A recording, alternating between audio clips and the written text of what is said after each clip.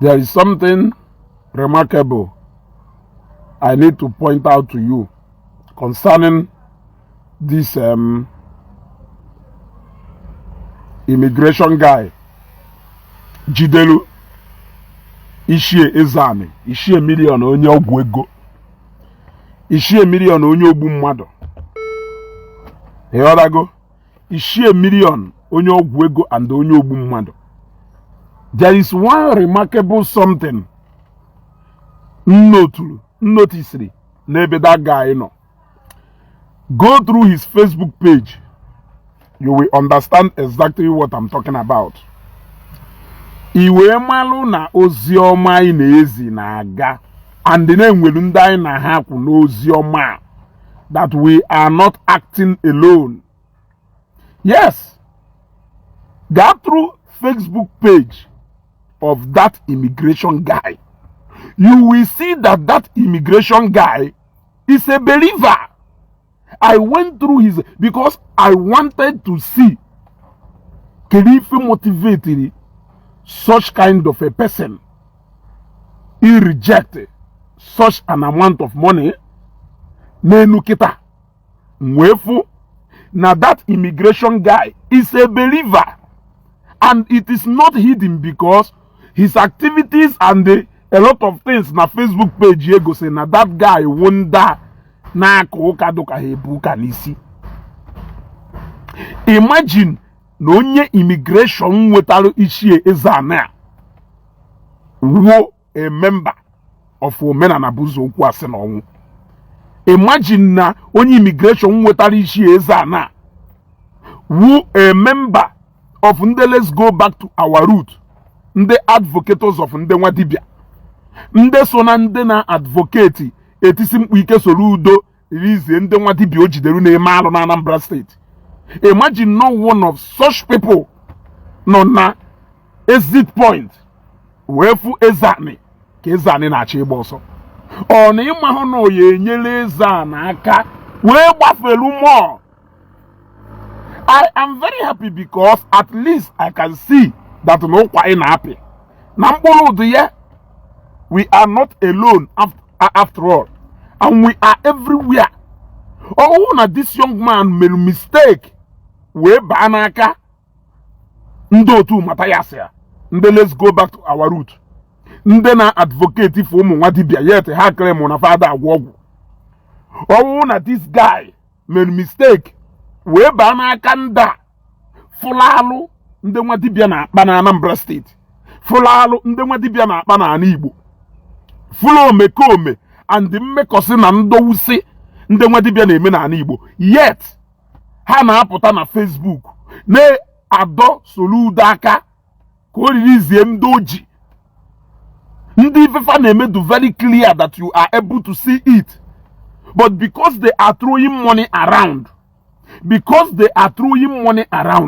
it is enough for you to sit down in your house and advocate for them to be released. See, after all, no evidence no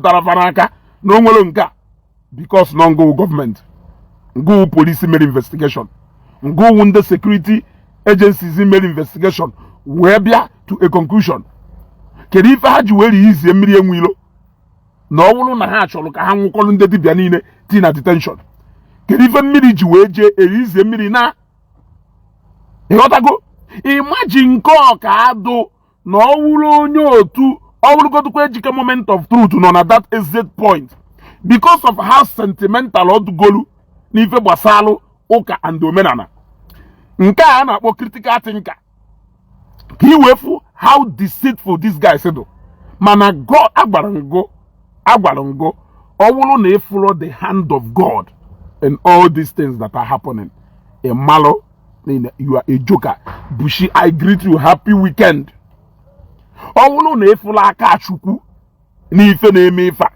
From exposure of this man to his capture, to capturing ndo to ye, to what God started using Soludo to do in Anambra State, to the condition of Matthias today, to division over Tanarana Kampuha, to his plan to systematically flush them off the social media space because they don't have anything they are doing here. They don't have any business to be on this space. If you are not on this space to impact life, if you are not on this space to impact on people positively, what are you doing here? What are you doing here? Only on this space. If any now ya wane membochi ya nezezo, e put on this social media space, ke bia gosi ai no nwrozi ife di wifa nezezo onka kante ya nocha anudewe onka kanya ya afucha afudewe. God is going to disgrace you out of this social media space. This 2025, it is not going to exceed this 2025. Oh, exceed this 2025. Man, I go to decide the a little grace. Or maybe in a grace in you, or grace in Naru, or grace in Munyu, or grace in Digu, Buffalo this year to next year. Okay, imagine Nyawuzie no Kongu dibia. Wonye no na that immigration side. Or no Ogajik. No eba. Or no MC Shade. No there. Name them. Or no waja neba. Or no HK no there. Or no Guru Ezigbo no there. Or no Matthias no there. Or no Obi or Star. Imagine ko ya do no wolo no nda no na that exit point. Or na imaro na this man na chana kwoko siwena. Or na imaro na this man na chana ije kwoko siwena. Mana Chineke melu ye we wolu the right person we doing at that place. Akana abu we go nwekofu. You ought to go. Have you thought of this? I have sit down to talk about this. And the phone go to Jake, we plan from the very beginning, from the capture of that small girl to he position those security men at the right place. The capture of the people who are involved in this. Usually, when you produce in Nigeria of today, due to how porous our system and the environment I do go, when you produce in Ghana.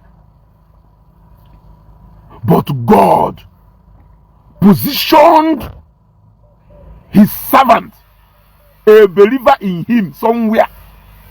Onye sele na alu aga na alu ya akwụsịrịrị na Igbo.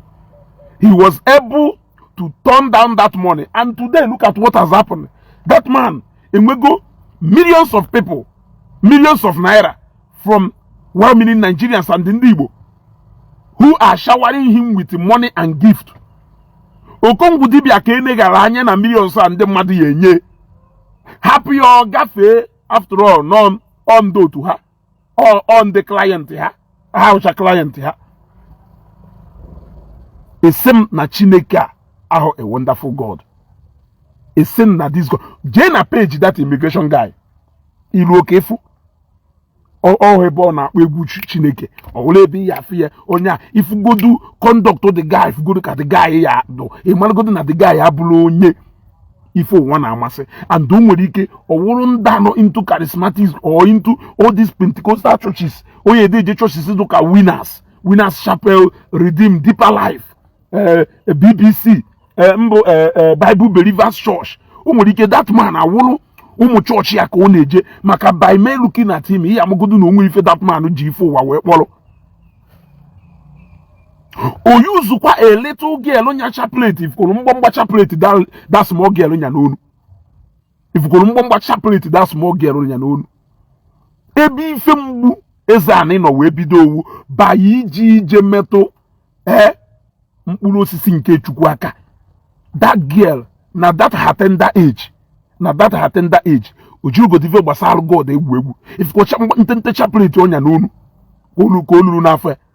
Inegal ife ni na anya. Una anya pohodo ye ife ahụ. Due to the neglect unu na-enwe n'ebe Chukwu nọ. Unu fu father. Unu fu father. Unu ebulu. Unu fu bishop. Unu ebulu. The other day, unu buje bishop Obara. The other day, unu buje nde fada si na nke ebube monso. The other day unu buje fada nka unu ebulu ụkọchukwu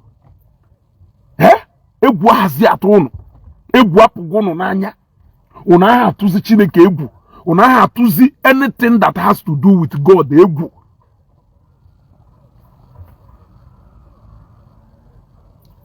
God will decide ya go be near in anger, and all of you are going to partake in that judgment of God. Aka na agwụ ya ka na-etisi ihe mkpu ike maka na nkwuchakwasị m n'ụlọ kpara ebe egwu si efu. Think about it. What do you think is going to become the fate of Ichie Ezani? Na ọ wụrụ na ndị omenala bụ ụzọ okwu asị na ọnwa alụmebe, ọ wụrụ na any of them, ọ ya hapụ the guy ọ gbafelu o buru n'obi na ọchụchụ a na-achụ ndị nwa dibia na ọ wụrụ ndị pastọ. Gosi m otu pastọ, gosi nwa pastọ since iji wee tiwe mkpu ndị pastọ mee nka, ndị pastọ mee nka. Gosizi anyị ofu pastọ, gosizi anyị ofu pastọ na-eme alụwa ndị a na-eme ka iwu be anyị kpara ya aka. Now you have seen na iwu dị n'obodo a na-alụ ọrụ. Ọkwa ifugo na iwu dị n'obodo a na-alụ ọrụ. Even mgbe Soludo mechakwa halụ ka unu tikatalụ mkpu, accommodate kwa concern unu nya mkpọtụ niile ahụ unu na-enye siti ma ndị pastọ n'ife ha na-eme. Siti Soludo mechakwa accommodate kwa ndị pastọ na iwu ahụ o merụ. Still up till today, you guys were not able to get even one pastor arrested. You were not able to get even one pastor arrested till today.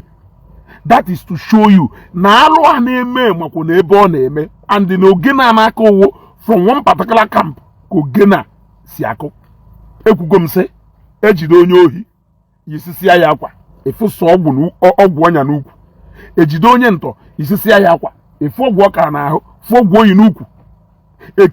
Atọrọ nwa mmadụ tọrọ ife niile a otu ebe ka esi ya eje. Ịghọtago?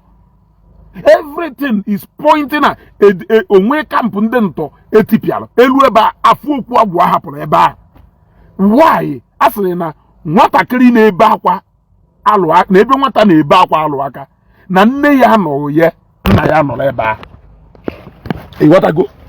All the evidences enwegolu with regard to insecurity a na-enwe by is pointing at the same place. It is pointing at the same place. Ngwakwa ndị mmadụ wee sị ha onwebụghị kampụ ndị ntọ etipialụ ruo ebe ahụ fo mini chapel ebe ha na-ekpe ekpere, and onwebụrụ onye ohi ejidere yisisia ya akwa fụ ebe okelu cross n'ukwu, ma ọ fụ ebe o ji chapeleti okelu n'onu, ma ọ fụ Holy Bible o tiri were aghọrọ mgbọ. Afụbụghị ihe. Onwebụghị onye tọje mmadụ ejide ndị ahụ tọje mmadụ ha sị na pastọ ọ na bishọp dịrị ha jee tọta mmadụ. Onwebụghị klọbụ ejidere asị na klọbụ a na ha na-egbu mmadụ na ha na-eme nke ha wee wụrụ a group or organization nọ n'ime ụlọ ụka. Ịghọta gị ife na-agwa the knighthood of the church, night of St. Molumba, night of St. John, night of St. Christopher, Papa's night, they are all operating in the open. Nwere onye amahọ ife dị involved there. Mana ebe niile emelu na ife ọjọọ kpọye aka a na-eke akwa red, na-eke akwa white, na-egbu ọkụkọ, na-egbu ọbara nkịta, na-egbu ewu, na-egbu ma mmadụ. Now this guy ya na-akpọ critical thinkers. Even na this case of Ichie Ezani, Ichie ogbu mmadụ, Ichie ogbu ala ọbala, Ichie onye ọgwụ ego, Ichie onye alụ na-ekwu eme, Ichie Chineke ya akpọ ọkụ na nke ikpeazụ a. Even na the case of that Ichie, he will still add a caption ka ndị pastọ wee bata na wee post the video. O nwere video nke o jere post maka ife Ichie Ezani kwuru mmelu. The first caption o tiri na ewu ebe ndị mmadụ na-eti say no to fake pastors, say no to fake pastors. Ebe ị chọrọ igosi alụ nwa dibịa meru. Kedu ife concern nọrọ ife Ichie Ezani meru and ife nwa dibịa and ife ndị pastor na-eme. He will keep attaching pastors to every single video name about Ishiezani and Alundonwa dibia name. Is that how you guys are so obsessed with Ife Dona God, with the pastors and the Ife Wasalu Chuku? Why can't you call a spade a spade? Open no powalunde pastor hafa mana yet news bakwa na national television owolonwa dibia aru owo na apotana owolonwa dibia the other one ejidelu ebe ọ na-edine nwunye na-edine nwa ya da ahụ na-edine ma nke nwoke ọ na-edine nwa nke nwaanyị ọ na-edine nwa nke nwoke ọ na-eme the man wụkwa nwa dibia ka ọwụ the man wụkwa nwa dibia ka ọwụ ife awụ anọ ọtụtụ ka Chineke wepụtara.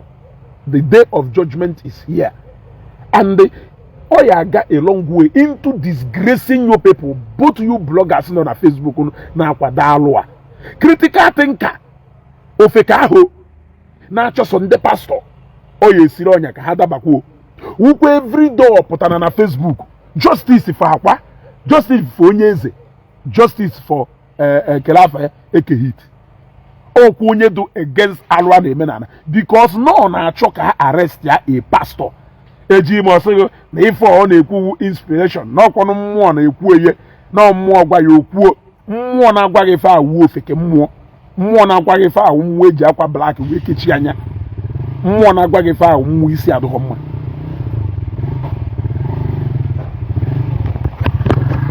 Okay ịghọtago ọnya awụ mmụọ na-agwa gị ife ahụ ezigbo mmụọ ajọ mmụọ na-agwa gị ife ahụ ị na-ekwu. Kelu ka ihe si afọ ife na-eme n'anya ọcha ikechi anya na-akpagharị n'ụlọ ụka je na-achọ ndị pastọ bụ cross ebe arụ na-eme na ana na-apọintere gị aka direction ebe ọ na-aga. You are busy advocating ka Soludo hapụ akwa ha na ife Soludo ji wee jide akwa according to the last mumu video mfolo mere na ife Soludo ji wee jide akwa ahụ ka o wee megono that it is politically minded. Ife ji wee jide ke hit na onye eze Jesus ka e wee mezu iwu. I want to know all na this guy do against the fake pastors as he's claiming. Why will he even be in support of onye eze Jesus? Why will he be in support of Ekehit? Why will he be in support of Akwokoko? When these people are telling you openly what they are doing on Facebook, they are not hiding it. They are telling you what they go ka ha gwọrọ ọgwụ ka ime nke and they will somebody kwetalo no nwere ife na-eme spiritually. There is nothing spiritually. Everything is carnal.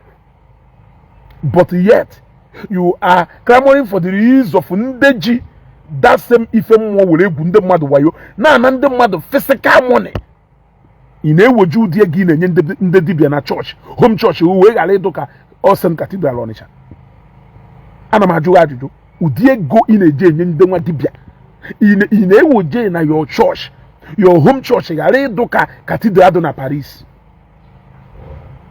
Ana m ajụ ajụjụ ka ị wee fụ na ife ndị niile a n'obodo oyibo na-asọpọtụrụ agwago m ụnụ ọ wụrụ na Okongwu dibia na ọgajike ha na-eme ife free afa jee nene ndị niile na-akpọ na WhatsApp. Ndị niile a na-akpọ na WhatsApp ndị n'obodo oyibo kedu ka ha ga-esi asịgụ na ịbịabe ndị ọcha na ịbịabe ndị ọcha na-emechisi anụ ụka ụlọ ụka niile dube ndị ọcha na ndị ọcha na-atọ ọnụ chọọchị si dube ha to restaurant ha na-emechi chọọchị dube ha na-atọ ọnụ etu okwu agwụ ha na-emechi chọọchị si dube ha na-atọ ọnụ etu okwu arụsị ebe a na-eji agba afa. O nwere ebe a na-eji agba afa be ndị ọcha ọsọ chọọchị ka ifuru na-emechi. It is a systematic way ha ji wee chi flush church ka arụ niile fa na-eme wee do institutionalize through that omenala ọdịnala practice ha na-push, because this is not even the kind of ọdịnala our forefathers practice clearly. And instead of them to spend much time educating our people na ife akwafa na-eme abụrụ nyawo ọdịnala, na ife onye zefa na-eme abụrụ nyawo ọdịnala, na ife Ekehit ha na-eme abụrụ nyawo ọdịnala, instead of them to spend much time telling our people na ife ichie eze anifa na ife akụ na alata ugo ha na ndị otu fa na-eme abụrụ nyawo the real ọdịnala ha na-ekwu. They will close their eyes to that, showing you that their body language na ha support ife ha na-eme. That is why they will have the audacity to come out and advocate for the release of our Onyeze and they can hit. Why can't they tell our people that is not the real ordinary practice they are talking about? Why, instead of you going after pastors, why can't you spend time educating our people? Can they buy ime ewonite oji ha agbawa ọsọ ewonite nzu na edo ha agbawa ọsọ achinite akwara dị na akwa ọcha ha agbawa ọsọ? You have all the time to teach our people what the real ordinary ndị Igbo is for onye chọrọ practice here, instead of keeping quiet to the face of atrocities a na-eme na Igbo, all in the name of na na-eme nwa dibia imechi ọnụ welu because na ịchọrọ ka ụka pụọ welu maka wee kpuchie alụ nwa a na-eme na Igbo be anyị. Look at Ishie Ezani. They all came out to eat mmiri enwilo raw because na mmiri enwilo kwuru eziokwu na-eme. Ka ngwa gị eziokwu ịbịa na Igbo a ka nwere more than 50% of ndị dibia dụka Ishie Ezani ya. Only time we expose all of them. A ka nwere more than ndị dibia 50. Mwe repeat ewe sego na the man sele na mmadu na mmiri enwiro sego na ndị niile a na-efu ma ụmụazị ma nwaanyị dị ime n'ọgwụ ego ka eji ha agwọ. Mathias wee challenge ye wee sị ya nya gosi ya na ọwụrụ n'obodo oyibo ka o kwuru ife a no ya nọ n'ụlọ nga wee ruo taa. Can you tell me the reason Mathias na ndị otu ya ejipụta against mmiri enwiro for saying what is obvious and what is the truth? So when next they will ask you gosi m ebe eji mmadụ agwọgwụ ego waje ha bụ Ishie Ezani, because they want to see it practical, because before they can actually believe no na-eme, they want to see it practical. So now that they have practically seen it, do you think now that it is now time for them to come out and they educate our people? We gwazi our people bikonu na efe ha na-emekwa eme una abazina na una indulges na na maka na mmiri enwilo message do very clear. Mmiri enwilo sere onye ji enyi wee kwa ọnya gono ko ya mata na oke ite niile gwọla agwọ kpewe ekpele na ọlụ na ịnọ na nsogbu na ọlụ ha alụ na ọlụ ulu ka ọwụ na ọlụ ha ọlụ na ulu ka ọwụlụgo. His message was very clear. His message was against ritual practice. His message was against evil okite practice. His message was against all the evil anime, all in the name of Nane Ordinary Igbo. But the people who said they are advocating for the real Ordinary Igbo came after him for doing the job they have neglected to do. Instead of them to do that job that Miriam Willow is doing, they choose to go after pastors who are doing their own work in their own field. Miriam Willow decided to take up the role they are supposed to be playing. They came after him because they supported evil practice of Igbo Madana and Igbo, because they supported evil practice of Okite, because so many of them are client to all these native doctors saying well na Igbo. That is why they came after him. Onye gwariye kuono kulalo. So Mathias claims na ahwado he because ahwado na aya happen ate until the day he will apologize to ndị Igbo. He will apologize the same day with Ogechi. Apology Ogechi bịa n'ụtụtụ nke Mathias abịa na mgbede, o nke Mathias bịa n'ụtụtụ nke Ogechi abịa na mgbede. Mmiri enwilo we decide ya ka onye lụ n'aka wee lụọ ọlụ onu wee pụta against him. So when next Mathias asks you kele evidence gosile na agwọ ọgwụ ego na Igbo, kpọrọ ekpoje ebe Ishie million, kpọrọ ekpoje ebe Ezani, because iye need ka egbuo mmadụ n'ihu before ikweta na egbu mmadụ, instead of you to advise ụmụ against igbu mmadụ. Ị nọlụ na-eche ka egbuo mmadụ before iwe kwetara na igbu mmadụ adụ real. That is how daft ụfọdụ n'ime ụnụ. That is how daft and evil for the name. So instead of you to tell your daughter the danger do na ịgba akwụna, yari achọ ka nwa ahụ nọ maka ịgba akwụna ahụ at all. It is your duty to tell your daughter about ịgba akwụna and the danger that comes with it, so that she will know what the result will be if she ever indulge in such thing. Instead of you to hide it away from her, no, na ịchọrọ ka ekwute na si ekwute n'ebe ọ nọ na ikwute ewe ịgwara ya maka ka ọ mara maka, and yet you are a preacher of reality. You are a preacher of reality. Shame on all of you. And like I said, 2025 is a year of total defeat to the deceit and lies. Ono na gwande Igbo. Ịgbata ha n'ọsọ, ịnọta ha n'obodo oyiwo, whether na ịnọ n'obodo oyiwo or na ịnọ ebe niile, hand and judgment go still touch you wherever you are, because all of you put together eminu ho well for ndị Igbo. You are there accusing a pastor you have never. The only crime against pastor na fana agwa who believe in Christ, that he believe in Christ you will have life and have it more abundantly. That he believe in Christ, that nefa he na cho n'ukenu na ya chote n'ukana. That he believe in Christ na salvation is around you, and in my Father's house there are many mansions there, meaning you can get anything. He believe in Christ. That is the only crime they are committing. But you are supporting those who gwalogo je gbuo nyocha wayo je totanto bia na ha yenye protection. Buwe mmadu je wota pass mmadu ka ewe gwalogo ogwu ka iwe nwe ego overnight. You are supporting those people who are actually supporting that easy and quick money against those people who are teaching you what hard work and diligence means, and what that it pays to be diligent. Tell me how else this immigration officer Akeji will resist this offer. Tell me how else he Okesi will expose this evil, if not because he is a believer in Christ. If not because he is a believer in Christ. Owejo, God will use you maybe unknowingly. He may not even know that he is just an instrument God will use to arrest that situation. He got to go. So, the judgment has started from your top altar. All disorganized goduna ndemwa dibia. Wundi siono. Na ebe unu sere na ndi igwe anyị nwere na ana Igbo. Ahozi ha the custodian of culture and tradition of our people. No ndemwa dibia. Because na 99% of ndị igwe niile nwere na ana Igbo na-eje ụka. Unu wee kwuo na ndị igwe ahozi ha the custodian of culture and tradition of ndị Igbo. Nozi ndị nwa dibia wo ha awuzi ndị isi.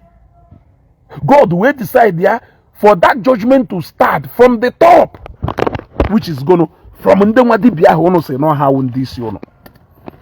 Now Matthias wulukwa another person sele nozi nyawo nyabu ife gbasara ndị Igbo n'isi. God will zutekwa nyanwa in his own way. Now he is off social media for now. He is off social media for now. And according to him, he is not coming back anytime soon. If we ven area, nyama. Madama no malaria.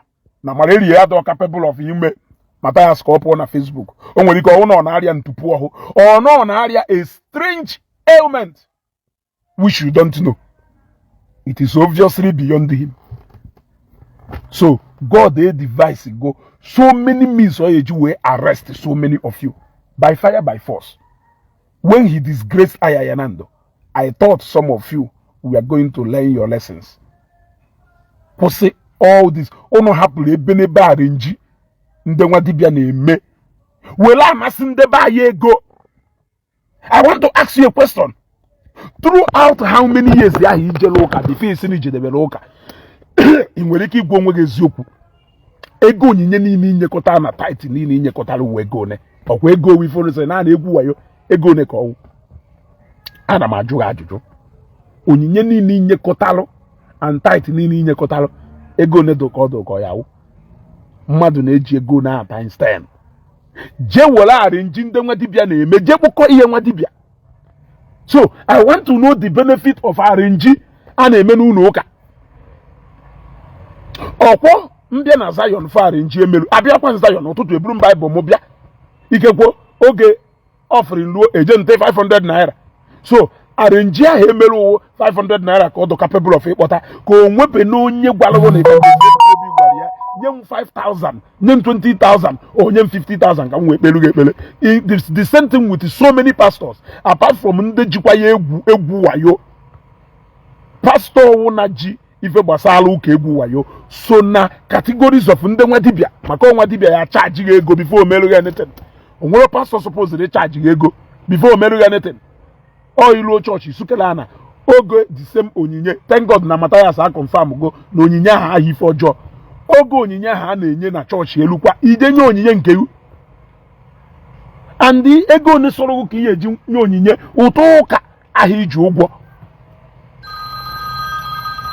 Ọnwa dibịa ya ama ndị etigu n'ihi ewetarịrị ego one dị otu a before ewee lụọ ọrụ ọrụ mmiri, wetara gị ego one dị otu a before ewee lụọ ọrụ ọrụ ndị ichie, weta ego one dị otu a ewee kpọnata mmụọ ndị ikwu nne gị, weta ego one dị otu a ewee gwọrụ gị oke ite, weta ego one dị otu a ewee gwọrụ gị ibobo, weta ego one dị otu a ewee gbalụ gị afa.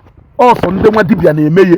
Pastọ wụ na-arụ ọnụ ministry ya in that way wụ atụrụ sokwa ile ihu ọjọọsụ ọchije sutu gasa ọchije akwa red na akwa white gasa koro sutu yiri.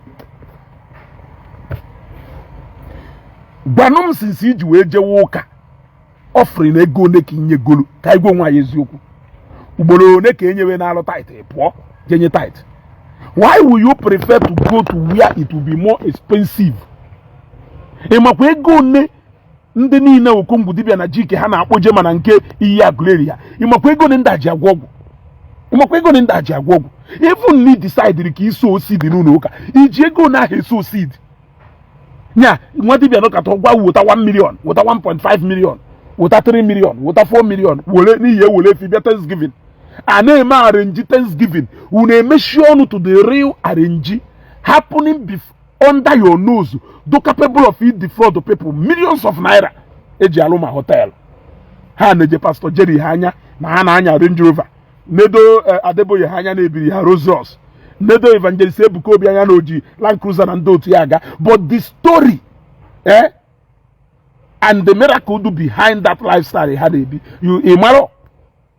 you have refused to look into the early days of their ministry, what they passed through before they were able to raise men, and through the men they have raised and built, God is able to put water into their keg. As a want to be machaputata decide ya nature ka inewe Ebuka Obi bulu Land Cruiser na-aga ka ngoma bulu Brabus na-aga ọkwanya wife dị elu unu n'oke ọchịcha. Otherwise nwa dibịa ọhọ the cheapest place a na-eje n'oge mgbe gboo ịnwụla ọkụkọ maọbụ inwụla ewu igbo inwere iru ebe ahụ tupu ofu ego ayọrọ maọbụ iru ebe ahụ agbawara gị afọ gbachara gị afọ idebe 500 naira or idebe 200 naira. Mana these days ụmụazị let's go back to our root ọgbara ọfụla emebisia n'ife niile mee ya ọwụrụ money making venture. Ndị arụrụ anadụ ka critical thinkers na Matthias ha emechie anya wo super glue machie anya ha because na a suspected na ụfọdụ ndị nwa dibịa na bankroll ha secretly into ife ha na-eme. You cannot tell me otherwise. How can you be talking about ndị a na-egwu wayo n'ụlọ ụka ebe ndị dibịa niile 80 to 90% of ndị dibịa nọ be anyị daji ụmụ okorobịa be anyị which is the most vibrant wing of the society, youth, na-destroy ha before your very own eyes. Onwe nwa dibịa ya abịa n'okwu agwụ ị ghara ịfụ more than 3,000 to 4,000 ite ndị ụmụ okorobịa hopuru n'ọnya na-enyefe ego. Imechi ọnụ honestly imechi ọnụ na-agwa onye na-eje ebe oye iwu oje sukara na-agwa enye ezu n'ohi iwu nke iri nye agba na ama ụgha iwu nke iri nye atụrụ ụga nye dina na nwunye mmadụ nye agba na ama ụgha megide ị na-edu against onye ahụ for real for real. It seems no deliberate work and a bankroll ego. That is why God decided to rise against those financiers and he has dislodged them. Kampa Abasana. Kampa Abasana. Akonyogu in anokwe. If they play the show in anokwe. Nkatogwu iyi udone na-eri na nke ikpeazụ a ị na-anụkwa ọmụ mmiri afụla ị na-anụkwa ye o disorganize go no ị ghọtago onye ọwụ na-amarụ gị ebe o bilongo kịta. And this is just the beginning. This is only but the beginning. The work has not even gone halfway because Enugu state government is going to rise against Makafron na Nodonko Enugu state na Anambra state wana azo onodo na waya nde dibia na egwu. You know na Facebook na ashon be pastor. Why no nwere nke na-eme na azubeyu, nwe nke na-eme n'ihu be, nwe nke na-eme under your nose. Owunu na ite niile ha adobalụ na akwa na ọbaba akwa na alụ ọlụ. Onya unu umokorobia ya doba Rolls Royce around us waja. Mana where are they? Where are they? Iputi ije gwo kite 1.5 million. Igolo machine a na-ele 1.2 million n'anya. Afuru m onye nke bialo na nke kelafa ya. Keriva na akpa ishie million a ide play the show. Bia dedicate ye Lexus ES 300 ko 330 ka a na-ele ego ne. ES 300 ka e bịara idedicate na nke ide play the show. So ọ wụrụ na ọgwụ ego one ka ịgwọlụ iji wee nweta moto ahụ. Ọgwụ ego one ka m gwọlụ iji wee nweta nke a na-agba. Ọgwụ ego one ka m nwetalụ ka m gwọlụ iji wee nweta this one. Ana m ajụ gị ajụjụ. Ọgwụ ego one ka m gwọlụ wee nweta nke a. Ebe ị nwere ike iburu moto uje dedicate na nke ide play the show. Ọgwụ ego ne ka m gwọrọ wee nweta nka. Ana m ajụ ya ajụjụ. So ọ wụrụ na Chineke nyelu m nka ọgwụ ide play the show wee nyewu nke ahụ ị na-agba ọ na ime ọ na-asụpụzụ ka achọghị ife n'anya ji dedicate ES 300 nwụla lelele 330 lelele nwụrụ anwụ body filler juru n'ahụ ka ijere idedicate wayo ha afọ ha arenji eke hit ha bịa eje ha kpokọta moto gasa ọmụnwa wijele nwe ọgbanje onye ebedu na-eme dibia na obere afọ Nsụka a na-egwu ndị be anyị wayo anya ọcha fesi anyị kwuru na ndị mgbe gboo lụrụ ka aka na-alụ na 21st century a unu emechisi ọnụ na-edisivugharị ụmụazị be anyị mmiri ọnwụ na-epụtana ịfụ ha agba ụmụ dimkpa agbakọrọ ọtọ nọ na mmiri kechaa akwa red sị na ha bịara ịchụ aja ego one ka ị nwelu ego one ka mmiri ahụ nyere. How much ka mmiri ahụ was able to give you? Okuda na 5 million 10 million ekwugharịba. You haven't seen it, you don't have it. You don't have it. Ofu onye ọcha mere mistake ghọọ ya aghụghọ send ahụ BTC ego one ịlachapụ ọsọ jewe na nke akwa ọkụ ka ije nye ya efi. Ọ na-alụgodo percentage na-alụghị efi tinye na akpa were etinye ego ji arụ ọnụ hotel ya. Ndị nwa dibịa niile anọ n'ihu akwụkwọ wunde unu nwasịrị na unu wunde advocate of ọdịnala maka ya azọtacha ana wee zọwa ute na ịzọta ute wee zọwa ana ya atọ ya ebe. You will first of all clean your house or do neat. Yes, disown godunu all these people na-agwọtọsị omenala Igbo ife a na-akpọ ọdịnala not omenala. Disown godunu all these people na-agwọtọsị ọdịnala Igbo na-eme ndị mmadụ na-afụ ọdịnala be anyị ka alụ. Disown unu ha dị associate onwe unu from them. Then unu gbagharịkwa ka o wee wụlụ na unu ma ife unu na-eme unu wee sị na onwe ife dị ka ịkụ nsị na onwe ife dị ka enye ule na onwe ife dị ka ịgwọ ọgwụ na onwe ife dị ka ụmụnna dị ịda achụ mmadụ. Ọkwa unu na-eme onwe unu ife anyị na-afụ everyday ọ na-eme ma ndị sal n'ọnụ anyị niile nọ na Nnewi a nnọrị saa n'ọnụ. Ụfọdụ n'ime unu si na onwe mental problem nye bidoro immediately nwa nwaanyị na nwa nwoke gbakọsara aka jee kpọta one woman from Onitsha. That woman bata ha bido ikpe ekpere mgbakọ isi ebido mental case ebido o wee wuruzie na the history of Uruagu and the side Anglican ebe omelu side be chara ike wube nnọrị ya na-ekwu o wee wụrụ na ndị niile bi side ahụ ma ụmụ ya amụghịzi nọ na-enwe mental case na obidolu emergency mental case etu aka unu si ekpuchi alụ yet n'ogbe niile ịmachakwa ndị na-eme ife ọjọọ manụ ndị na-akpa nsị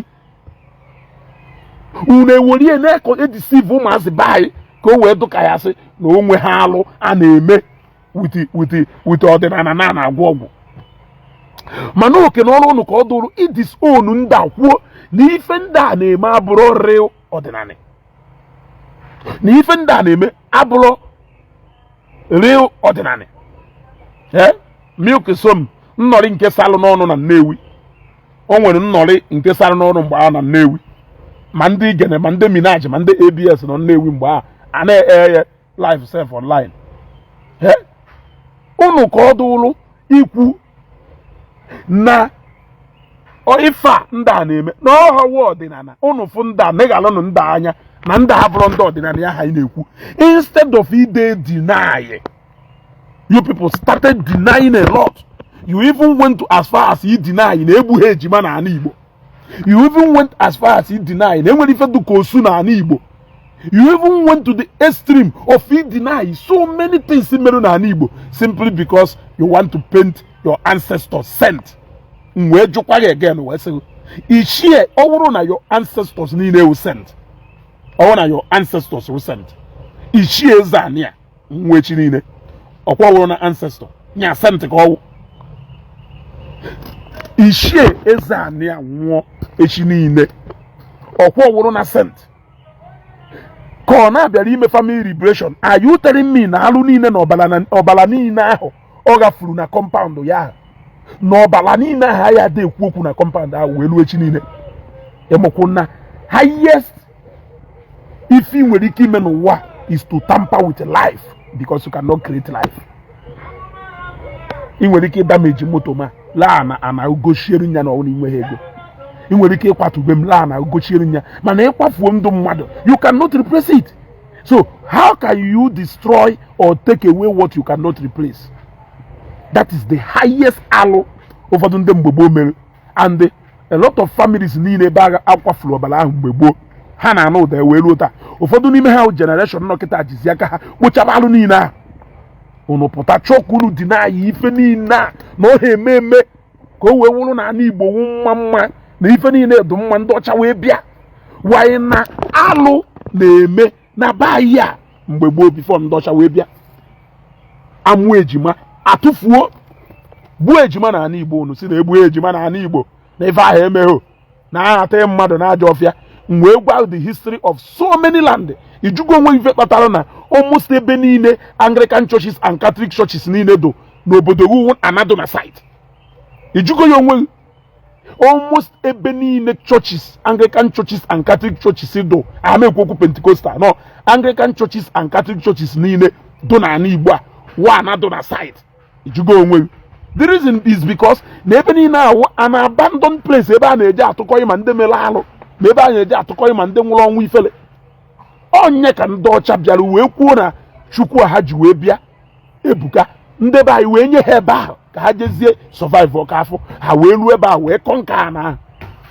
That is even one of the places ha ji wee bido convince when ndị be anyị apart from gift ha ji wee bịa wee na-enye ndị be anyị gift na-egosi ndị be anyị innovations and even ndị ọcha ha amaghọ ndị be anyị wee sị n'ọdụkwa ka shi anyị na-efere ahụ shi anya mkpọ shi ya melu anyị biri n'ụlọ aja ndị abịa gosi anyị ụlọ blọkụ na shi a ndị a nwekwara udukwa kara aka meanwhile ife awụ ebe ọ na-eme onye be anyị baa ọ ya pụta kelu ka ndị a si wee bịa wee nakpu ebe a biri ndị be anyị wee drop that first word na bekee wa agbala nya wee wolu ndị ọcha wee tinye ha side by side with agbala duba anyị n'ala Igbo na ebe ọ wụ na ife gburu anyị egbunwuho nda na ndị awa agbala ka ha wụ iwe neghalụ history anya wee na-atụfu ụga because nation iridim practice nwugolo anwụ olegolele na-apụ out of fashion.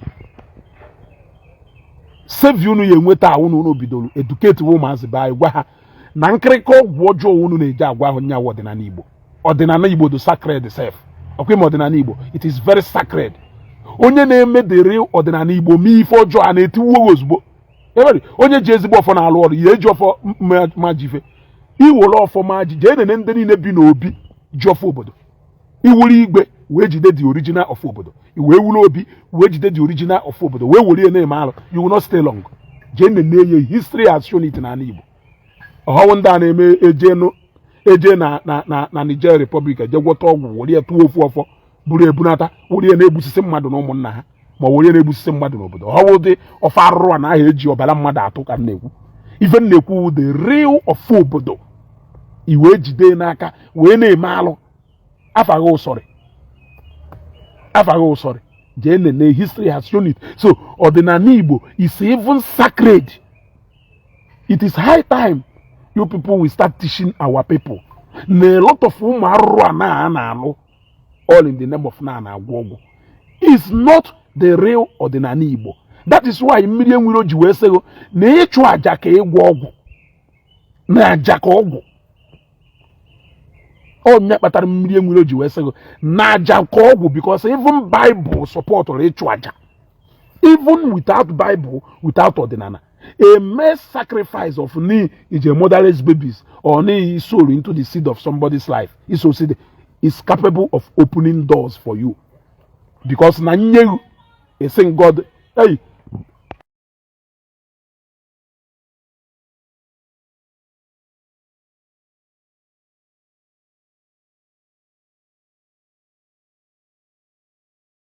you gotta go. Because mmelugu a saying God bless you. Chukwu gozie egwu nwa ma ọ ya adọrọ na mma nwa ma ya ada eje na-abata imerie mmadụ 20 otu ekpele ahụ otu proclamation ka ha ya ada enye n'isi. Tell me why that goodwill will not follow you. Onya the concept of ịchụ aja. Even o nwere ụdị ọfụ pastor ya afụrụ ọgwa je ịchụ aja na ịchụ aja na oyebupụ mmụọ ọnwụ ọ na oyebupụ mmụọ ife ahụ n'ebe ị nọ. Because na ịgwọ ọgwụ is not omenala Igbo. Kụziere unu ndị be anyị ka ha malụ na ọgwụ ọjọọ niile ndị mgbe ochie anyị gwọrọ ebe a wụọ ọgwụ ha ji gwọta na mba.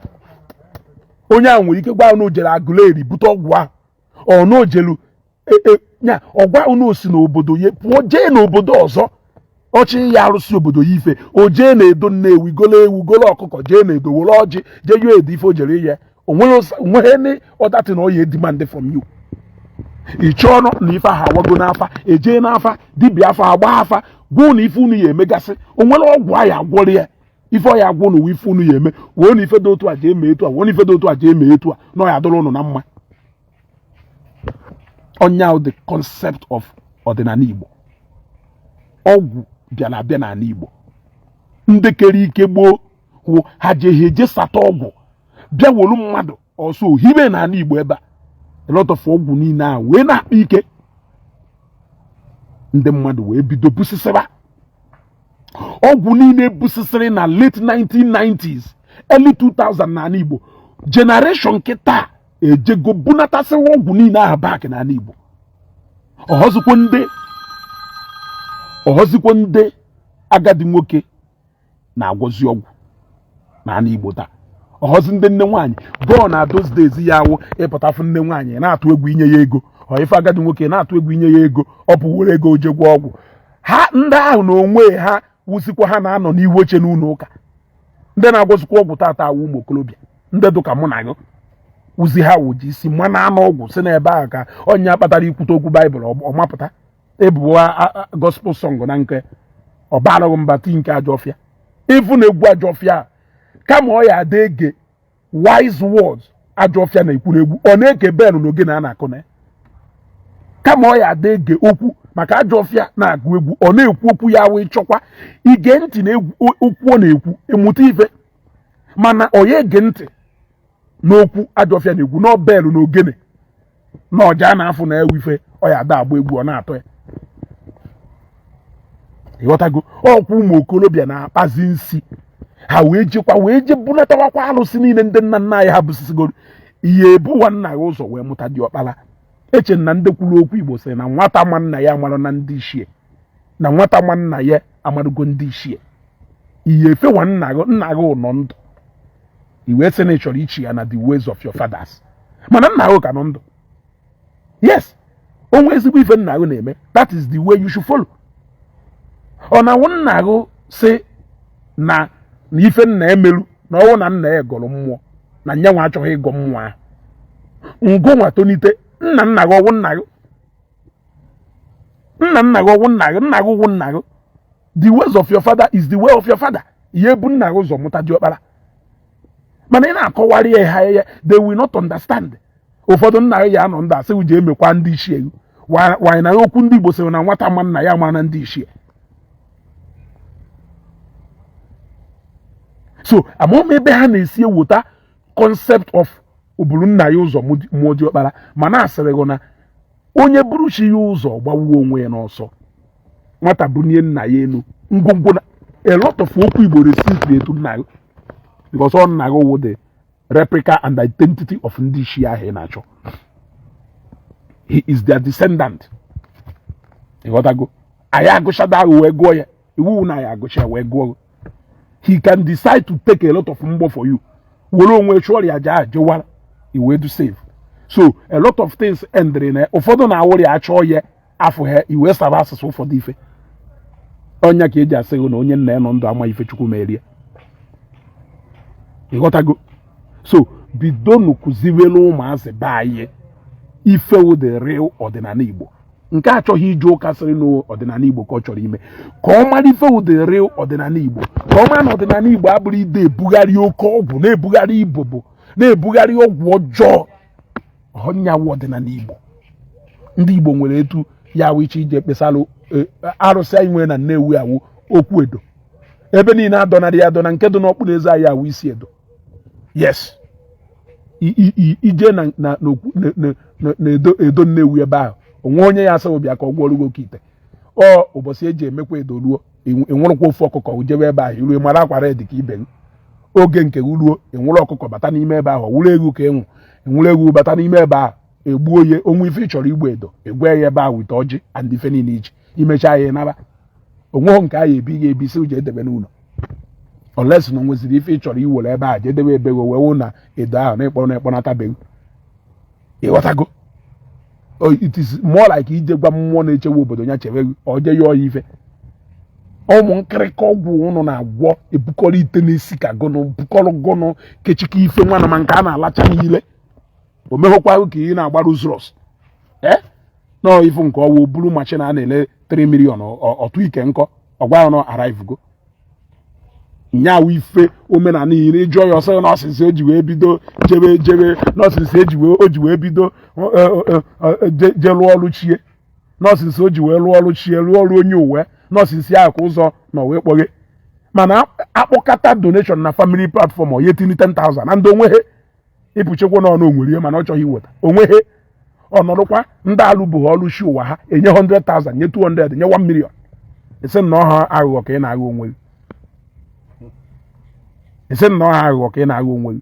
Kụzielu unu ndị be anyị ife ọdịnala Igbo. Ọdịnala Igbo nwere lot of nsọ ụmụ okorobịa kịta anyị emenwudo. Onweghị onye ka m gwa gị eziokwu o sike ike n'ifu ụmụ okorobịa nọ in their 30s 40s ihe emenwu ọdịnala Igbo debe n'ihe nsọsọ ihe emenwu. Ọkwa ife anyị awọ onye ọpụta ọsọ na ọwụ onye ichie ọpụta ọ nọ n'okpuru kanopi ebe o jere akwamozu bụrụ nkwụ na ọkpụrụkpụ anụ na-eri oricha ọkwa aka. Ọ na-amụ ife wụ nsọ ana eme ife wụ nsọ ana ịpụta isi nna iwu nze ịpụta isi nna iwu nze mana ị na-anọ n'ire eri nri isi nna iwu ichie mana ị lara ọtụ tii na Facebook ọ na-akpagharị ịbịa wu nze kpụrụ ichie ka m hapụ ya ebe a anyị ya ada ebubata ozi anyị part by part. Share this one tell them that Ezugo was here ka ije ịghọtago na-akụziri unu ndị be anyị nke wụ eziokwu. Na-akụziri ndị be anyị nke wụ eziokwu.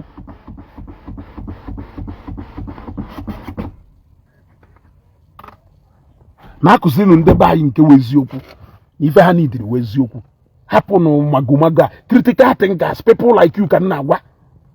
People like you mana ọ bụrụ na unu emeghị ị ga-ata afụfụ mana ị mara nọrọ n'obodo oyibo na-ekwu ife nna kọbala ọnụ bụ maka na a na-ekwu ife a na-ekwu n'ọlụ na ị ka na-eme rapino ị ka na-eme rapino ọkwa isukere a na dimkpa mmadụ a na-ekwu ka ibiriachi ifu bụ ụdị ife deceive wenu ndị be anyị ideceive cha ndị be anyị ana Igbo anyị adịrụghị too hot because you may not even come back to an Igbo. You may end up living the rest of your life as a fugitive n'obodo oyibo. You may end up living the rest of your life as a fugitive n'obodo oyibo. Ọkara ihe etu a, share this video. Share this video. Ka nke a wuru ife mmụta nyere ụnụ. Wuru okwu nwa nke mmadụ wee mere ife na ịchọkwa iji mere ife. Since iji wee lụọ ọrụ ndị isi elu ka ife ji wee gabara gị. Ihe eje gosi m ebe ịlụrụ fọdekin na Nnewi ka m wee mara. Ụbọchị ịnọsị nlụrụ ọrụ ndị isi ọ kpọrọ m mbịa nọrọ lụọ ya. Bọskọsha isi lụrụ ọrụ ndị isi ọ kpọrọ m mbịa nọrọ wee lụọ ya. Ọrụ na-edisive onwe ụnụ. Ọrụ na-edisive onwe ụnụ na-aghọ onwe ụnụ aghụghọ. Ịghọtago? Ị na-aghọ onwe gị aghụghọ che nọ mmadụ ka ị na-aghọ aghụghọ.